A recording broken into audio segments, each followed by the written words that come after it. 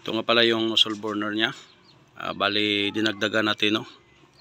Dinagdagan natin ng 2 mm dito sa apat sa may hawak niya. Ano tawag nito? Sa third layer. So ganun pa rin. 8, 4. Apat lang lagay natin dito, no? So this size.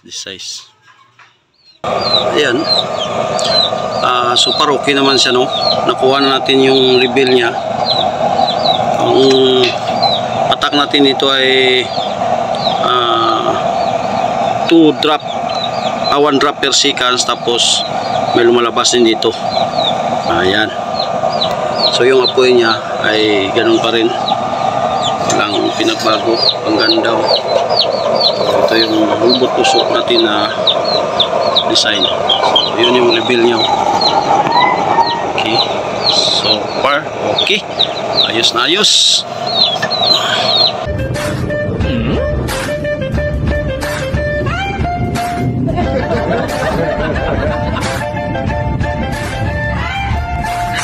Please subscribe naman guys, maawa kayo sa monkey.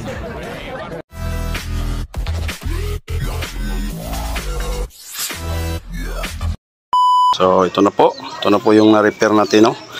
So na-sitting na po natin. Ito ay detachable, robot duso din, para kung lilisan madali lang siya. So ang ginawa natin, ito yung tangke niya, patulo dito, ganyan. Tapos sasahurin dito papunta dyan. So ang ginawa natin na oil level regulator, dito tayo naggawa. Yan, ito naman ang bago nating iti-testing kung okay ba ito, kasi kung doon masagabal siya, no? So dito na lang tayo naglagay. Kung makuha na yung level niya dito, so aapaw na lang yan dyan. So ang gagawin natin, bali pag halimbawa na tulo na yan dito, so dito na tayo mag-control. Kontrolin na natin dito. Ayan. So parang binago na natin lahat, no? Chamber niya pinutol natin, lagyan natin ng curb, tapos yung kanyang nozzle burner. Ayan. Ito nga pala yung nozzle burner niya. Bali dinagdagan natin, no?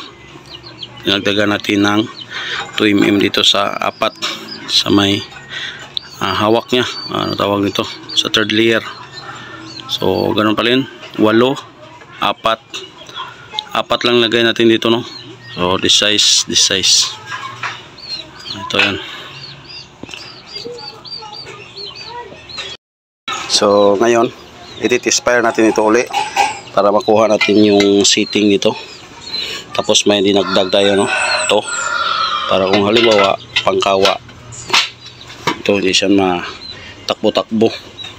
Ito lagyan natin lang ng pansangga dito.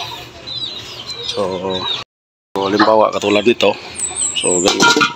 So takbo-takbo, bangga yan dito. So hindi kasi binago natin, kaya yun. So ito yung mukha natin. So test-fire natin to para malaman natin kung ano yung performance nya. Tapos paglagaan natin to ng bulalo, may buto tayo doon na bulalo. Paglagaan natin ito, apuyin na natin, no? So krudo muna yung linagay ko dito pang paapoy, pero ito hindi, wala pang laman ito. Yan, wala pa tong laman kasi kinuha ko lang yung level nya kung okay na siya. So krudo lang muna ang linagay natin. So ngayon paapoy na natin, i-on na natin yung nak, i-on muna, kalahati lang nak. Yan ito. So maglaga tayo ng buto ngayon ng ano, kunin mo yun nak, yung buto ng baka natin, linisan mo muna, ha. So may kaldero na malaki. Okay, yan. Lagyan na natin ng oil to. Yan, wala na kon. So ganyan yung paglagay natin. So kalahati lang siguro na galon para makuha lang natin yung kuha nito accurate. So kalahati lang yung blower natin dyan. tama lang muna siguro, mga 2 litro lang muna. So try na natin patulo dito. Yan. Ganyan na muna, tapatakan na muna natin. Pasok na siya doon para makita din natin yung kuan ito, ang level natin dito.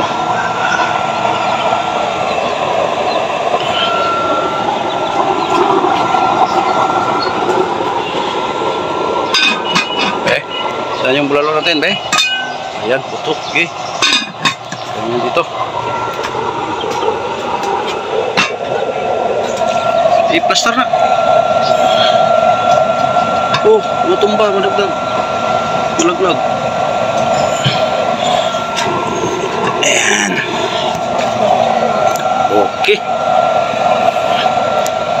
So, ayan yung level niya, no? Kung halimbawa kung magluluto tayo ng ano ito, lagyan natin ito, mga kawa.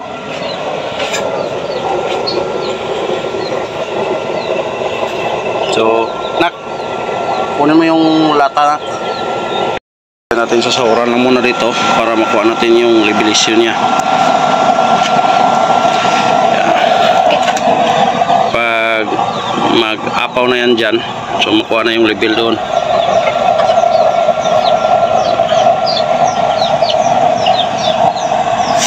So, okay din ito, no?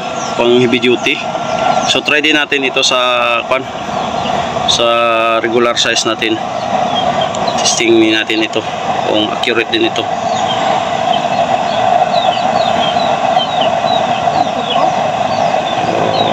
Kukunin lang muna doon yung level niya doon. Lakasan lang natin.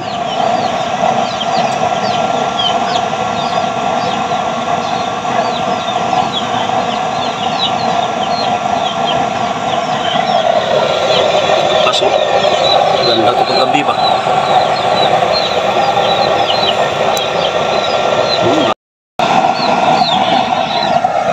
Ganda. Di-size po yung chamber natin ito. Ito. Pumapasok pa rin siya, no? Punta doon.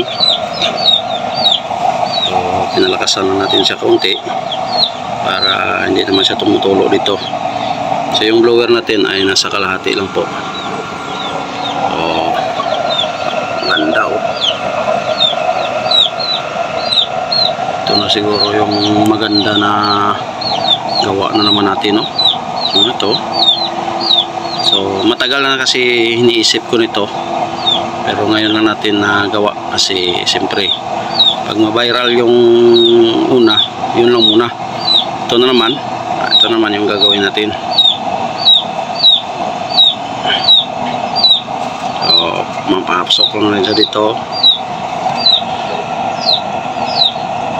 Okay na, okay ah.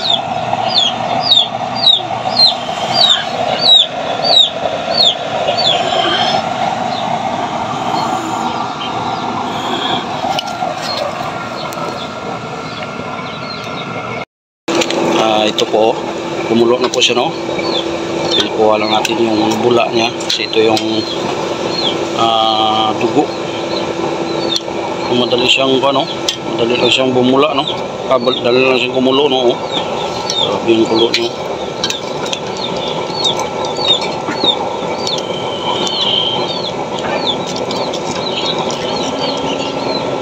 Yan.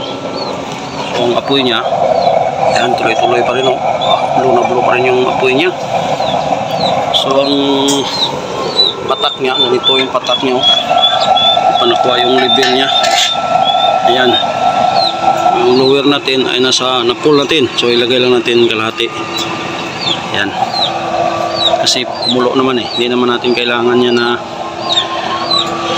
sobrang lakas. Pag kumulo na, normal na lang tayo para matipid tayo sa oil.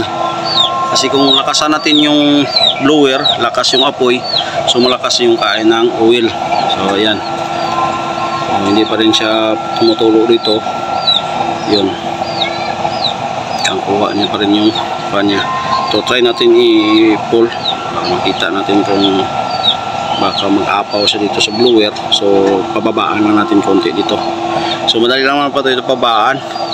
Kakatingan nyo na lang yung dito sa ilalim, pukpukin at saka i-weld. So bababa na yan. Yan pa yung diskarte. Okay, oh. Para okay na siya, no?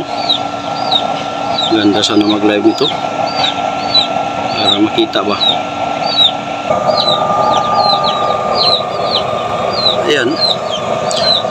Super okay naman siya, no? Nakuha na natin yung reveal niya. Ang attack natin dito ay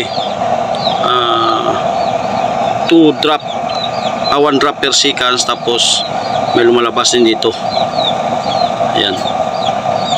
So kumbaga pahinaan pa natin konti kasi yung kain niya doon medyo mahina siya. Ayan, ganyan lang siguro. Ayan. Ayan. So yung apoy niya ay ganun pa rin, walang pinagbago. Ang ganda. So, ito yung robot tusok natin na design. So yun yung reveal niya. Okay, so far okay, ayos na ayos.